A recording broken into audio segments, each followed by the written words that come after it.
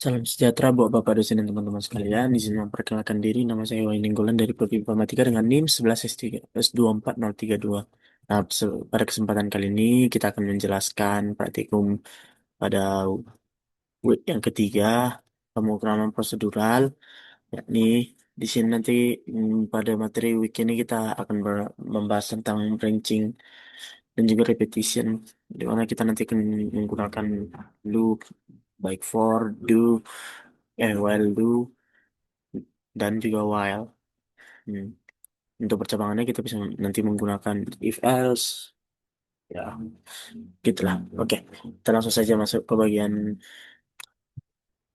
satunya, di mana kita disuruh untuk membuat kita yang ini bagian latihan kita, di mana kita disuruh membuat percabangan dasar, di mana kita nanti sudah diberikan code, di mana code ini penjelasannya ini nanti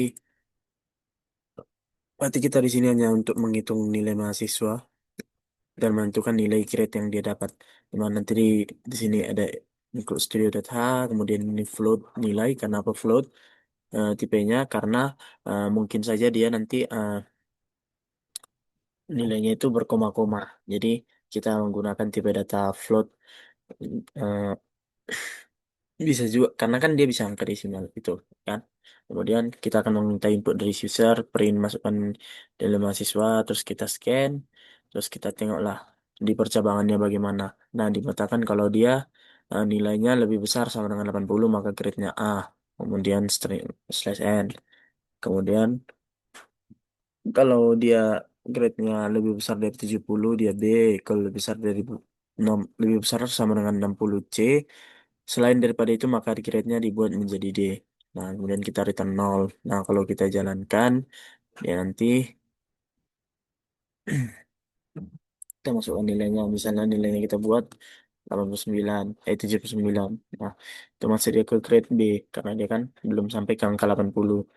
Nah, kemudian ya kalau kita buat pun misalnya 79,9. Nah, oh ya, sorry, sorry. Kalau kita buat pun dia nanti grade-nya 79,9. Makanya masih tetap di grade B. Nah, itu untuk bagian latihan pertama. Kemudian kita masuk lagi yang kedua. Latihan kedua ini tentang Swiss case. Dengan nanti kita disuruh latihan ini membuat sebuah eh, contoh pembuatan kopi berdasarkan level atau pilihan menunya nanti. Nah, di sini langsung saja dikasih tahu. Di sini mulai dari include stereotype H, untuk standar input output supaya kita bisa menggunakan printf, scanf, dan lain sebagainya. Kemudian kita masuk fungsi utama, integer main. Kemudian kita masuk ke deklarasi variabel. Kenapa saya menggunakan ini unsigned integer? Berarti dia kan dia tipe integer. Tapi kenapa unsigned? Berarti dia cuma hanya bisa menyimpan angka yang positif supaya karena kan pilihan-pilihannya nanti cuma 3, 2, dan 1 kan. Jadi angka-angka tersebut positif sehingga kalau dia negatif nanti pilihannya tidak valid jelas nanti. Dan di sini kita masukkan inputan dari user, pilih kopi minumannya, eh, atau apa dia kopi hitam, kopi susu, dan kopi spesial. Kemudian kita nanti masukkan pilihan kita satu atau dua atau tiga. Oke, kemudian kita masuk kepada struktur switch case-nya, di mana nanti switch pilihan ini dari sini pilihan ini. Nah, di mana nanti kalau case-nya tiga, kita lihat per case lah berarti ya. Nah, kalau dia tiga berarti nanti dia akan case-nya tiga di sini nanti dia tambahkan krim, case-nya dua dia tambahkan gula, dan case satu dia akan menambahkan kopi dan air panas. Nah, kemudian nanti defaultnya akan dicetak. Defaultnya ini artinya kalau selain daripada itu maka dia tidak pilihannya tidak valid. Nah, langsung saya kita jalankan. Sini kita pilih salah satu, maka dia akan tambahkan kopi dan air panas pilihannya gitu. Kemudian kalau kita buat dia misalnya lagi sekali lagi tiga, maka nanti dia, nah kalau kita buat pilihannya tiga, maka dia di sini tambahkan krim, kemudian tambahkan gula dan tambahkan kopi dan air panas. Nah, tiga-tiganya. dibuat. Nah, kemudian kita langsung masuk ke bagian latihan berikutnya, latihan ketiga. Mana untuk latihan ketiga ini operator ternary, di mana di operator ternary ini langsung saja kita masuk ke outputnya. Nah, di sini include std data seperti biasa print untuk standar input output kita nanti library untuk kita menggunakan printf, scanf dan lain sebagainya. Kita masuk ke fungsi main, integer main, kemudian kita deklarasikan si variabel angka bertipe dasar integer. Kemudian kita inputkan, kita akan menerima input dari user, masukkan sebuah angka bulat, kemudian dia akan dibaca inputnya persen d dari halaman si angkanya. Nah, kemudian kita dibuat di sini, ini adalah operasi ternary-nya, di mana angka, kalau angka persen dari 2 sama dengan 0, tanda tanya printf genap atau printf dia ganjil. Nah, kondisinya ini kalau dia nanti benar, kalau dia benar, kondisi ini angkanya itu dibagi dua itu dia sisa sisa hasilnya kalau dibagi dua itu sama dengan nol, maka dia kalau dia benar nanti dia masuk ke dalam genap. Maka yang di print itu cuma yang sebelum ini, tapi kalau dia ganjil, maka yang di print setelah yang titik dua ini. Nah, kemudian kita langsung saja coba untuk menjalankan ini juga. Misalnya kita masukkan angka bilangan bulat 5, maka dia akan masuk ke dalam sebuah angka ganjil. Nah, kita lanjut ke latihan keempat. Untuk latihan keempat itu kita hanya disuruh untuk membuat perulangan deterministik atau kita menggunakan for nantinya di sini. Nah, di sini nanti intinya kita disuruh untuk gunakan looping berupa for untuk mencetak angka berurutan nanti di sini. Jadi langsung saja kita jalankan.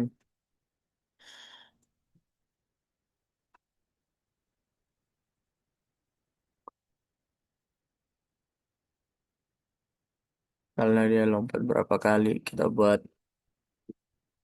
3. Nah, di plan itu nanti loncatan ke satu sampai loncatan ketiga. Setelah dari situ maka dia nanti akan stop langsung loopingnya. Nah, untuk latihan yang terakhir, latihan kelima itu sama juga, tapi kita menggunakan do while di sini. Nah, kalau kita menggunakan do while, kita ini untuk menentukan tebakan tebakan angka. Hmm, Di mana saya kita jalankan tebak angka 1 sampai 10, jalan 5. Nah, maka tebakan kita benar. Kita masukkanlah misalnya angka rahasianya itu tadi sama dengan 5. Kemudian kita buatlah integer tebakan lagi. Kemudian di sini kita buatlah fungsi do while lah. Do. Dia akan melakukan dia akan mencetak meminta input dari user 1 sampai 10. Kemudian itulah yang menjadi nanti dimasukkan ke variabel si tebakannya. Kemudian kita samakan apakah si tebakan itu sama dengan angka rahasia. Jika tidak sama, maka dia akan salah coba lagi. Kalau kemudian while ketika tebakannya itu sama, maka nanti hasilnya akan dicetak selain daripada hasil ini, maka dia akan nanti dicetak selamat. Tebakan Anda benar dan dia akan menampilkan angka rahasia tersebut. Itu si 5. Nah, ini langsung aja kita masuk ke bagian tugas praktikum kita, di mana tugas praktikum kita ini kita disuruh untuk membuat problem solving daripada kita eh, dari kalkulator BMI nantinya di sini. Nah, di mana di sini dikatakan di kalkulator BMI ini eh, ini adalah kita disuruh untuk buatlah program BMI dengan ketentuan dikasih tahu rumusnya, kemudian kita harus menginputkan tinggi badan yang bisa dalam senti, kemudian kita konversi ke dalam meter nantinya, kemudian kita akan menggunakan if else di sini untuk menentukan ini. Kemudian kita disuruh membuat fitur tambahan, di mana di fitur tambahan ini kita eh, disuruh untuk apakah kita harus Anda ingin menghitung ulang lagi atau tidak. Nah, kemudian kalau sudah semua selesai, maka programnya akan menampilkan terima kasih. Sini langsung saja kita masuk ke bagian code-nya. Nah, di bagian code-nya ini kita langsung saja mulai dari atasnya, dari include stdio.h. Ini adalah library yang kita gunakan untuk bisa menggunakan fungsi seperti printf dan scanf. Kita masuk ke fungsi utama, di mana nanti di sini yang bertipe data float itu ada berat, tinggi, dan BMI. Seperti yang saya katakan, bisa saja bentuknya dalam angka desimal. Kemudian kalau kode kategori dia bertipe data integer, dan nanti untuk yang ulang ini, kan karakternya nanti ada Y dan atau N nanti, yes or no. Nah, itulah nanti tipe data char. Nah, kemudian kita langsung masuk ke badan struktur eh ya struktur loopingnya perulangan eh, do while ini. Di mana nanti kalau misalnya dia akan melakukan do printf kalkulator BMI, kemudian di sini masukkan berat badan kita, kemudian di scan, baca inputnya, kemudian tinggi juga demikian. Kemudian kita eh, artinya di sini do berarti nanti program kita itu akan berjalan eh, berjalan terus selama user menjawab iya atau iya selama user menjawab iya nantinya. Nah, kalau kita pakai do while itu berarti nanti program kita itu minimal sudah pasti berjalan satu kali. Nah, kan kemudian kita masuk kepada kita masuk ke bagian yang ini adalah perhitungan kita mengkonfirmasi pertama kita mengkonversi tinggi meternya itu sentimeter itu ke dalam meter. Nah, di mana nanti kalau dia kita konversi float tinggi meternya itu berarti tinggi dari sebelumnya tinggi sentimeter itu kita bagikan 100. Nah, kemudian untuk menghitung BMI-nya adalah di mana sama dengan beratnya itu dibagi dengan tinggi meternya, tinggi dalam bentuk meter dikalikan tinggi dalam bentuk meter atau tinggi meter kuadrat sebenarnya. Nah, kemudian di sini kita langsung saja eh, dia akan memprint nanti di sini hasilnya, hasil skor BMI-nya. Kemudian kita akan menentukan dia masuk kepada kode kategori yang mana. Di mana saya di sini kita akan menggunakan if else di mana if jika BMI-nya itu lebih kecil daripada 16 maka dia kategori satu, kemudian lebih kecil dari 17 maka dia kategori 2, lebih kecil dari 18 setengah kategori 3, lebih kecil daripada 25 kategori 4, lebih kecil daripada 30 kategori 5, lebih kecil daripada 35 kategori 6, dan lebih kecil daripada 40 kategori 7. Selain daripada itu, maka dia akan dimasukkan ke dalam kategori 8. Berarti di atas 40, berarti itu udah masuk kategori 8 nantinya di situ. Nah, kemudian kita eh, di sini selanjutnya kita akan menentukan mencetak kategorinya, di mana saya sini menggunakan switch untuk mencetak kategorinya, di mana nanti kita pertama print F kategori, kemudian kita switch menggunakan kode kategori yang tadi yang di atas, dimana kalau dia kode kategorinya di case pertama kalau dia satu berarti dia nanti akan dicetak serve tiness, kemudian kalau dua dia moderate tiness, tiga dia tumbal tiness, empat itu dia normal, lima itu overweight, enam itu obses class 1, tujuh itu obses class 2, 8 itu obses class 3. Nah, di luar daripada itu nanti dia akan nanti dibuat menjadi kategorinya tidak ditemukan nantinya. Nah, kemudian di sini kita lanjut untuk membuat fitur tambahan yang dikatakan tadi. Di mana nanti di fitur tambahannya, apakah kita akan menghitung ulang jawabannya Y atau N? Kalau kita Y itu berarti nanti dia kalau ketika nanti ulangnya itu sama dengan Y, ya kalau dia Y, ini kenapa saya buat dua, Y kecil atau Y besar, supaya kalau misalnya si user memasukkan Y kecil padahal yang saya buat di atas Y besar atau sebaliknya, berarti biar dia bisa terbaca juga sebagai kalau dia mengatakan itu artinya sebenarnya yes gitu. Nah, kalau dia betulan kayak gitu, kalau dia menghitung ulang lagi, maka dia akan lanjut ke atas, kita ulang lagi terus. Kemudian kalau dia tidak, maka dia akan mencetak program ini nih mencetak program selesai, terima kasih. Kemudian dia akan return 0, di mana artinya program sudah berjalan dengan lancar. Nah, sini langsung saja coba kita untuk jalankan. Nah, ini kalkulator BMI, misalnya kita masukkan berat badannya itu 75. Nah, tingginya itu kita misalnya buat 174. Nah, berarti ya perhitungan BMI-nya itu 24,77. Nah, tadi kalau dia di bawah 25 berarti masih kategori 4. Kategori 4 itu adalah normal. Berarti berat badannya itu normal. Nah, kemudian di sini kita akan disuruh untuk menghitung apakah kita ingin menghitung lagi atau tidak. Kalau kita menghitung lagi, maka dia akan masuk ke atas lagi. Misalnya kita masukkan 50 dengan tinggi badan 166. Nah, maka dia 18, 18,4 itu 14 itu berarti dia masuk kategori ke ini. Kategori ketiga. Kategori ketiga itu adalah eh, ya, Martinus. Nah, kalau kita ingin selesai di sini langsung aja kita ketik N, maka dia program akan selesai. Terima kasih. Nah, kemudian kita langsung masuk ke bagian tugas yang kedua. Di tugas kedua kita ini disuruh untuk eh buatlah program untuk menjumlahkan sebuah angka positif, di mana nanti eh, angka positif ini akan terus meminta user untuk memasukkan angka. Kalau di angka positif, maka dia akan ditambahkan ke total. Kemudian kalau dia nanti muncul satu angka negatif, maka program akan selesai atau loopnya berhenti. Nah, kemudian nanti di akhirnya dia akan menampilkan hasil penjumlahan total di akhirnya nanti. Nah, kemudian kita disuruh untuk menggunakan continue jika user ingin memasukkan angka nol. Atau kalau misalnya kita masukkan angka nol, berarti dia nanti tidak dianggap atau diabaikan saja. Atau ya dia pasti terhitung nol juga. Kalau kita jumlahkan juga dia tidak berpengaruh ke apapun gitu ya. Kemudian kita langsung saja masuk kepada code kita.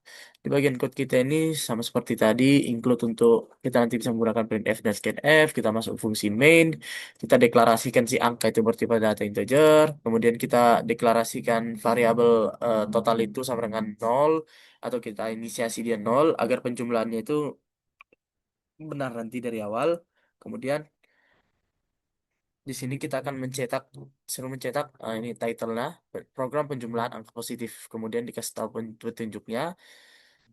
Kemudian kita masuk ke bagian perulangannya. Nah, di bagian perulangannya ini adalah struktur do while-nya, di mana nanti kita misalnya dikatakan di sini do, kemudian kita akan meminta inputan dari user, masukkan angka, kemudian dia akan membaca input itu dan memasukkannya ke alamat angka, kemudian kita masuk ke bagian if branchingnya atau ya percabangannya if-nya, di mana nanti if angka jika angkanya itu sama dengan nol, maka dia nanti akan continue. Kemudian dicek lagi kalau dia if angkanya itu lebih besar daripada nol, maka akan ditambahkan ke si totalnya, angkanya ini akan ditambahkan ke bagian total ini.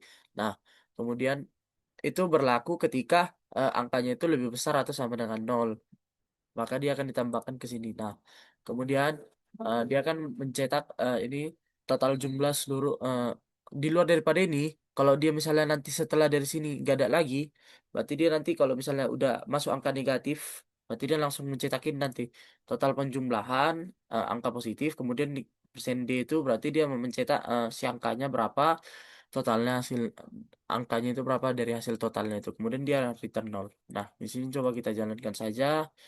Dimana kalau kita jalankan di sini kita masukkan angka kita misalnya 2, 3, 4, 5.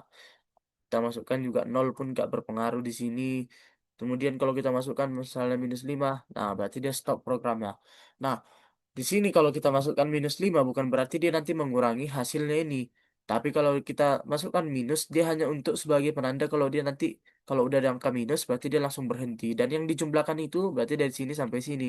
2 tambah 3 itu 5, 5 tambah 4 itu 9, 9 tambah 4 itu 9 tambah 5 itu 14. Nah, itulah yang dijumlahkan, bukan bukan dikurangkan lagi nanti dengan nilai si -5-nya. Demikian. Nah, mungkin untuk selanjutnya kita langsung masuk saja ke bagian program yang terakhir atau tugas yang terakhir. Di tugas yang terakhir kita disuruh untuk membuat pola bintang dengan di sini nanti ada nested loop.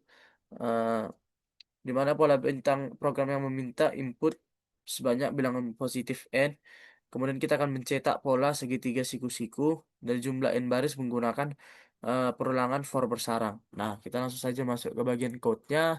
Di mana nanti kita pertama itu include stdio.h itu untuk yang seperti saya bilang tadi, untuk kita bisa menggunakan fungsi dasar seperti printf dan scanf. Kemudian kita masuk ke bagian fungsi mainnya. Ini adalah deklarasi variabelnya, variabel n tipe data integer.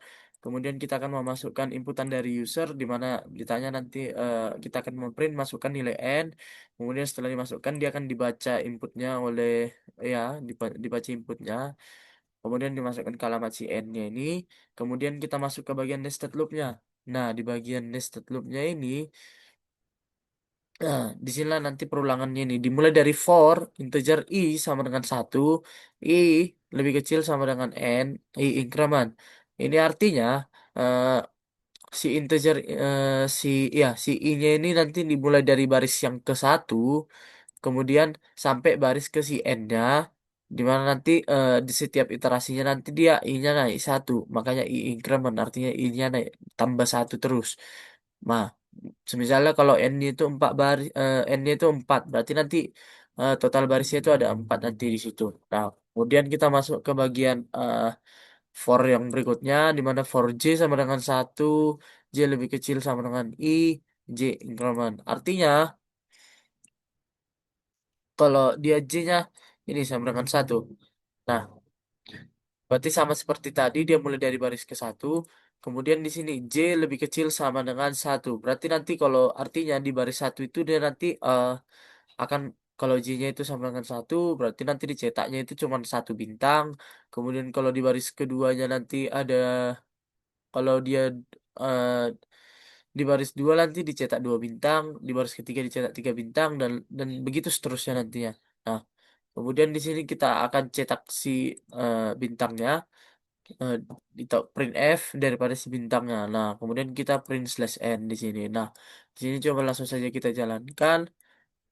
Kita masukkan inputnya itu misalnya contoh input 5. Nah, berarti dia saat yang paling atas itu satu, kemudian di bawahnya itu bertambah increment, increment, increment, increment sampai baris yang kita sampai total baris yang kita buat di sini. Nah, kemarin kalau tidak salah dari teaching assistant juga meminta supaya kita jangan membuat segitiga siku-siku, eh, melainkan membuatnya menjadi segitiga yang biasa, segitiga biasa, bukan segitiga siku-siku. Nah, di sini saya juga sudah buat programnya untuk itu, di mana di sini untuk itu bedanya itu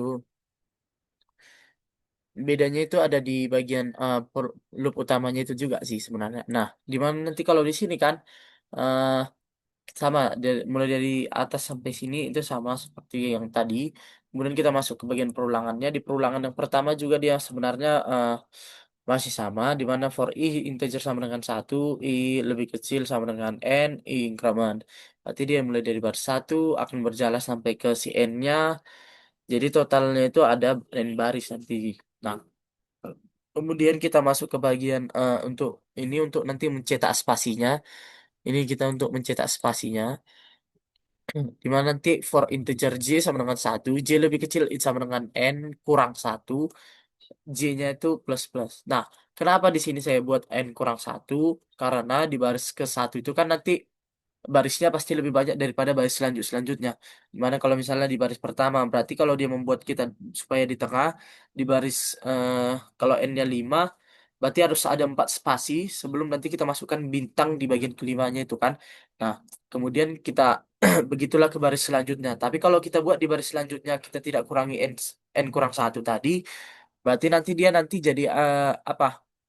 Jadi tetap 4 nanti spasinya di setiap baris. Jadi tidak pas. Nah, tapi kalau kita buat dia n kurang satu, berarti nanti dia yang di baris pertama 4, 3, 2, 1, dan yang terakhir itu 5 langsung bintangnya itu aja ditampilkan. Nah, kemudian yang berikutnya itu kita masuk ke bagian for yang loop kedua, di mana di loop kedua ini tujuannya untuk kita nanti mencetak si bintang kan. Nah, di bintangnya ini eh, for integer k sama dengan satu, k lebih kecil sama dengan satu, k increment. Kemudian kita di sini akan memprint bintangnya ditambahi dengan spasi. Eh, di sini kenapa saya buat bintang tambah spasi? Eh, supaya nanti sebenarnya lebih lihat polanya itu biar lebih terlihat simetris nanti di situ. Jadi kalau seperti ini kan dia terlalu rapat-rapat. Berarti nanti di sini saya buat biar lebih rapi aja. Nah, itu tujuannya ada spasinya di situ. Kemudian kita print slash n, kemudian return 0. Nah, di sini langsung saya kita jalankan programnya. Misalnya kita masukkan inputnya 5. Nah, di sini kan dia langsung buat segitiga yang seperti yang diminta oleh Bang Jan kemarin begitu. Nah, berarti program kita sejauh ini sudah berjalan dengan lancar. Mungkin sekian yang bisa saya sampaikan untuk presentasi kali ini. Jika ada kesalahan kata, saya mohon maaf. Sekian dan terima kasih.